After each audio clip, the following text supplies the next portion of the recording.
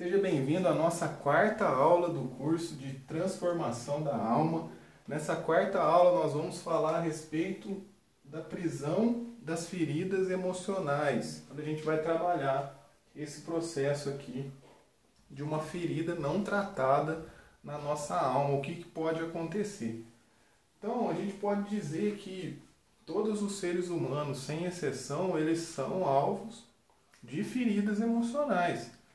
Porque aquele que tem o maior interesse em ferir o ser humano é aquele que um dia quis ser a imagem e semelhança de Deus, mas ele foi expulso do céu. A gente está falando aqui do diabo, e o intuito dele hoje é atacar o ser humano, é atacar o homem, atacar a mulher, ferindo também as suas emoções, conforme a gente está falando aqui no nosso curso.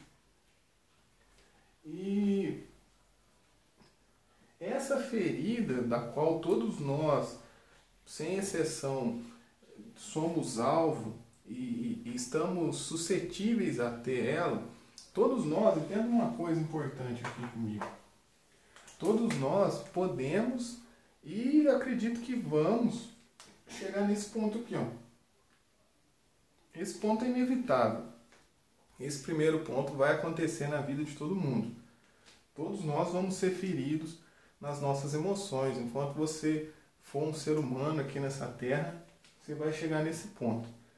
Daqui para frente já é uma escolha nossa. Então, até esse primeiro momento, nenhum de nós tem escolha. Se você sai da sua casa, se você se relaciona com pessoas em qualquer lugar, você vai ser ferido. E daqui para frente se torna uma escolha nossa. E olha que trajeto que uma pessoa pode percorrer se ela não tratar uma ferida emocional. Essa ferida ela se transforma em uma mágoa. Essa mágoa, se não tratada, se torna em amargura e ressentimento. No decorrer da aula a gente vai falar a respeito deles aqui. Essa amargura e ressentimento, uma vez não tratadas, traz uma contaminação. E essa contaminação eu vou dividir ela em duas aqui na aula. Essa contaminação vai trazer as quebras de relacionamentos, uma cegueira espiritual, a insensibilidade, a imaturidade e esse... Minha canetinha falhou justo agora. E esse é o objetivo final do inimigo na vida do ser humano, através de uma ferida não tratada, que é a destruição da identidade. Então veja só, como a gente já falou em algumas outras aulas aqui,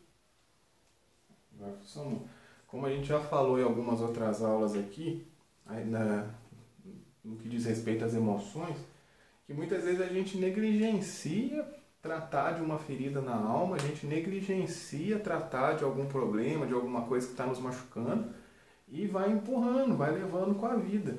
Só que a gente acaba, às vezes a gente desconhece, né, esse trajeto todo.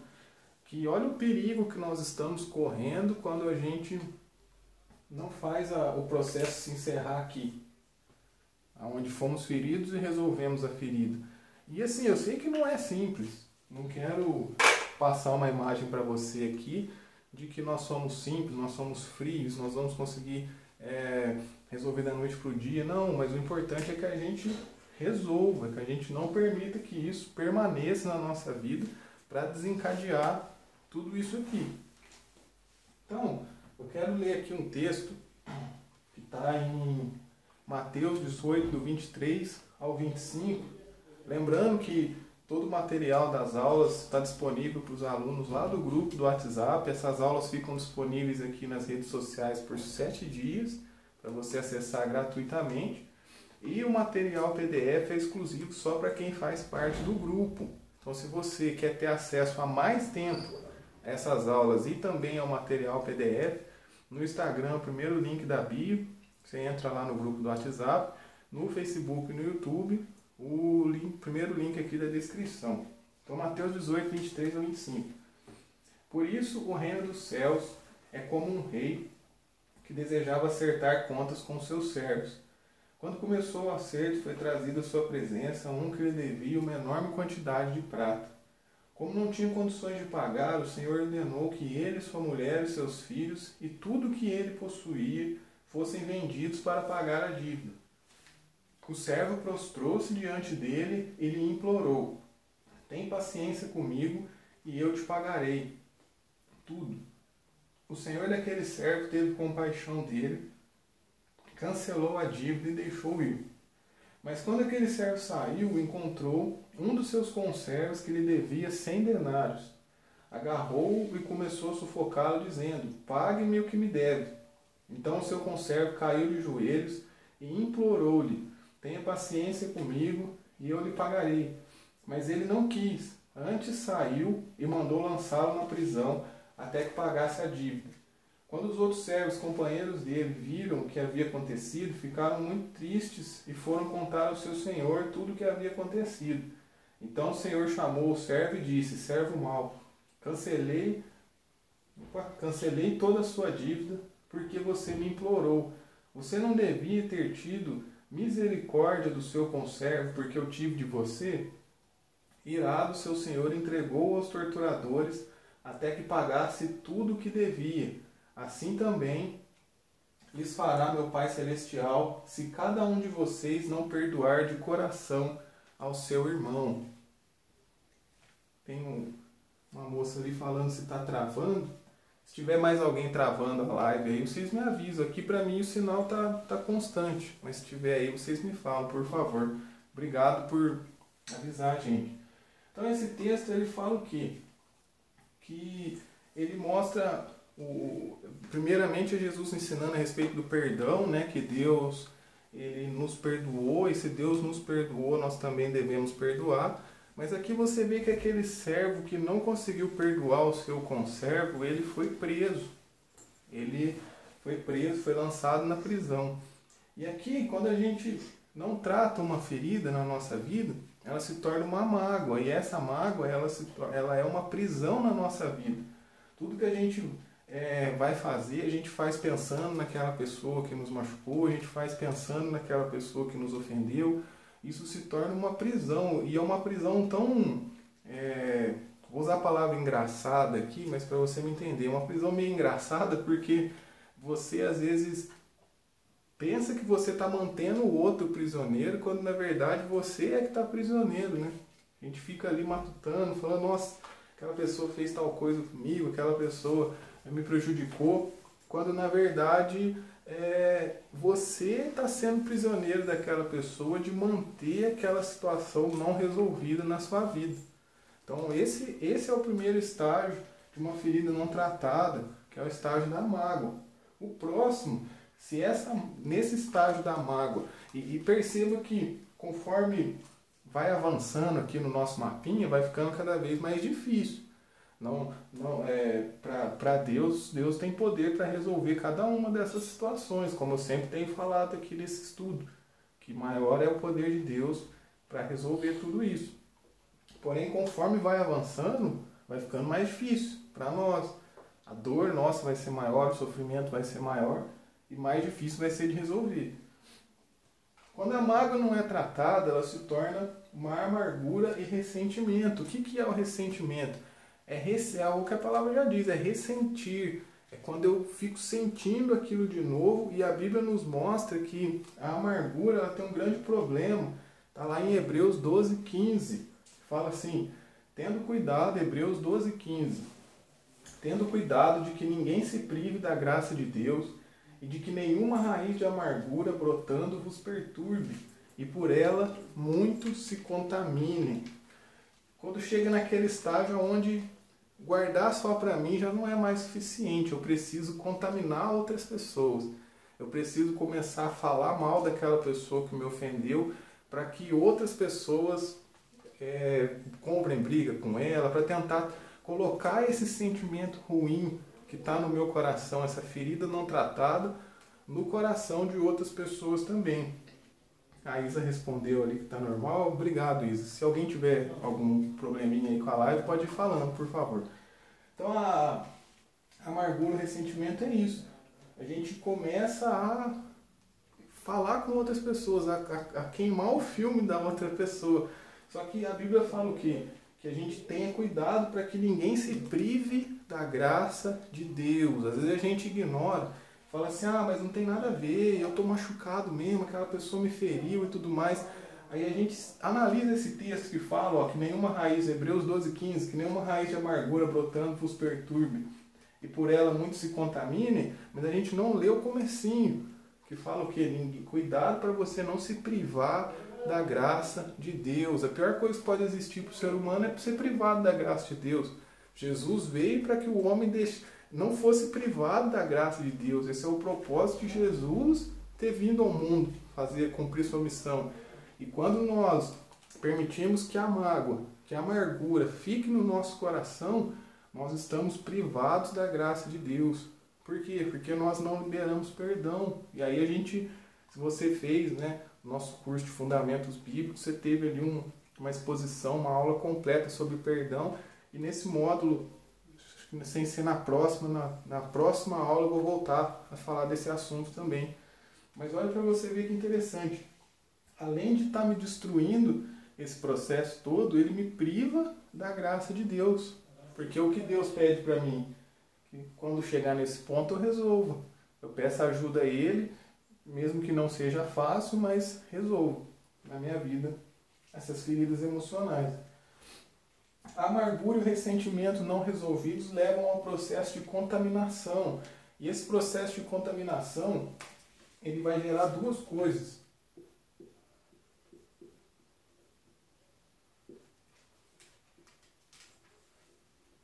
A solidão e o medo.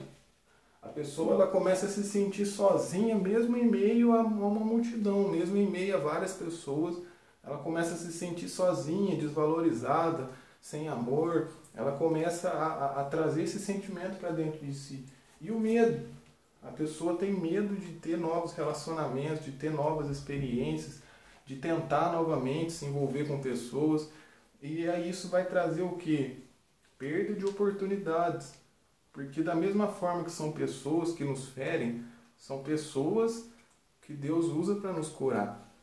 Então a gente não trata o ressentimento, a amargura, nós ficamos contaminados com a solidão e com o medo, onde nós não conseguimos mais nos envolver com as pessoas. E aí fica complicado, porque se o ambiente de cura vai ser um ambiente onde eu vou estar envolvido com pessoas, e nesse momento eu vou me excluir desse ambiente, o processo se tornou um pouco mais difícil.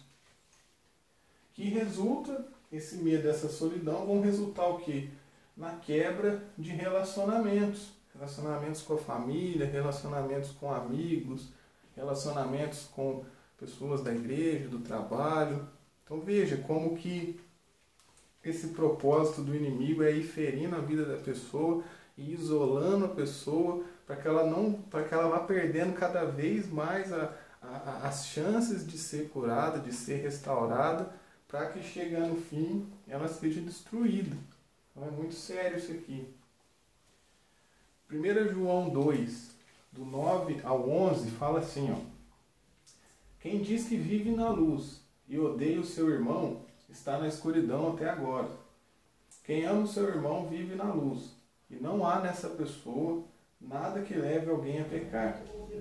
Mas quem odeia o seu irmão está na escuridão, anda nela e não sabe para onde está indo, porque a escuridão não deixa que essa pessoa enxergue. Então olha que interessante esse texto de João, que muitas vezes a gente insiste em falar que ama a Deus, mas não ama as pessoas, não ama os irmãos. E esse texto ele fala a respeito do que acontece após a quebra de relacionamento, que é a cegueira espiritual. Porque aquele que odeia o seu irmão, esse texto fala o quê? Que ele não há luz nele, mas ele está na escuridão. E na escuridão, para onde você consegue ir? O que você consegue enxergar num ambiente totalmente escuro? Provavelmente nada. E essa escuridão não é uma escuridão que vai acontecer fisicamente, aonde você não vai conseguir mais enxergar com os seus olhos, mas espiritualmente, porque a amargura e a mágoa te privaram da graça de Deus. Você agora está afastado das pessoas. Você não tem direcionamento espiritual para a sua vida mais. Por conta, e olha para você ver, por conta de uma ferida, que sim, pode ser uma ferida pequena ou pode ser uma ferida muito grande, que te machucou bastante, mas que não foi resolvida aqui e o estado foi só piorando. Então chega nesse ponto de não ter mais o direcionamento de Deus, de não ter mais o direcionamento espiritual para a sua vida. E caminhando aqui para o final, a insensibilidade. A pessoa ela se torna egocêntrica.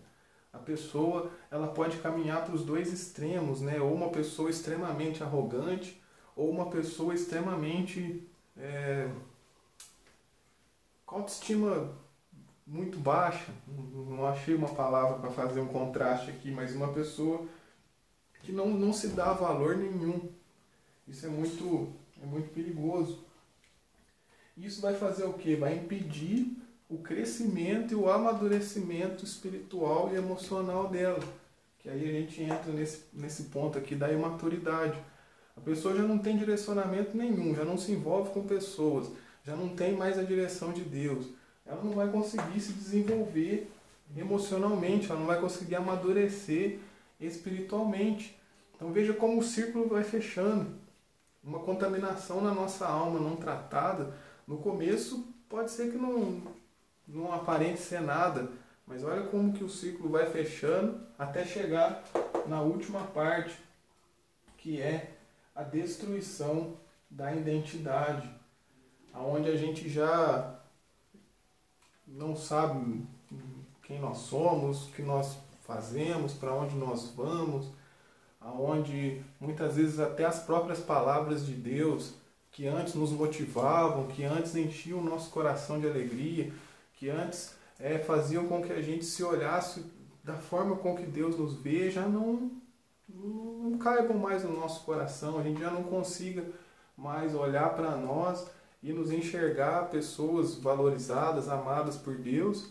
E infelizmente, muitas pessoas, quando chegam nesse ponto, elas acabam tirando suas próprias vidas, porque uma ferida foi causada um dia, essa ferida não foi tratada e todo esse processo foi percorrido até o ponto que ela não tem mais forças,